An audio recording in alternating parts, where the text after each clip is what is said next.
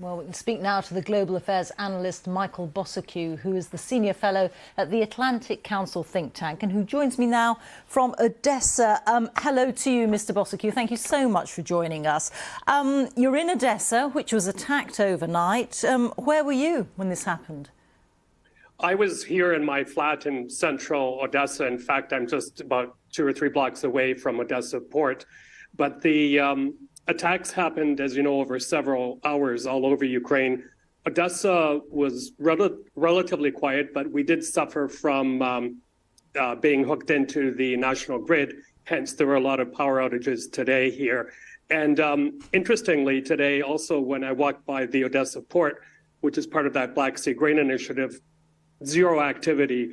It didn't look like they had power there. So that was an interesting observation, as well as lack of traffic lights, shopkeepers taking out diesel generators after putting them away several days ago. One more quick point from what I observed today. I mean, people look very, very sad because as of yesterday, after several days calm, it was felt like life had returned to normal, and then this huge, massive attack happened. So how safe do you think people feel now? There must be a strong sense of anxiety. There is, but on the other hand, I think people have got used to this. We're into it well over a year now.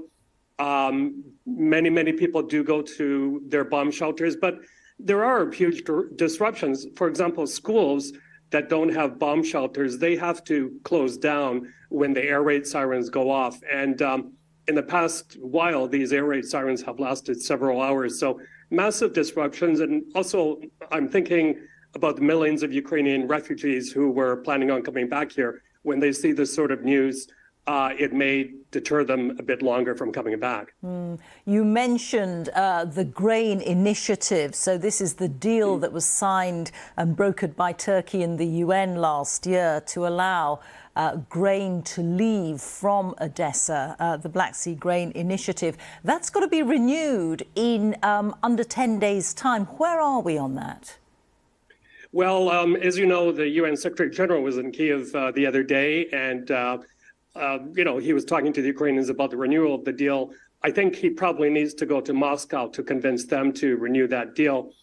You know, it boggles the mind that Russia has its signature on this deal, and yet they bomb critical infrastructure, power plants that power Odesa port.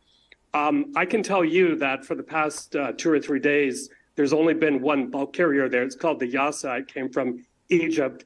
And there are about 5 ships waiting on the horizon. So there's some kind of bottleneck either here because of the power or in Istanbul, where Russian inspectors are accused by Ukraine of delaying clearance of ships headed from Ukraine via Istanbul to world markets. OK, we have to leave it there. Thank you very much for speaking to us. That's Michael Bociurkiw from...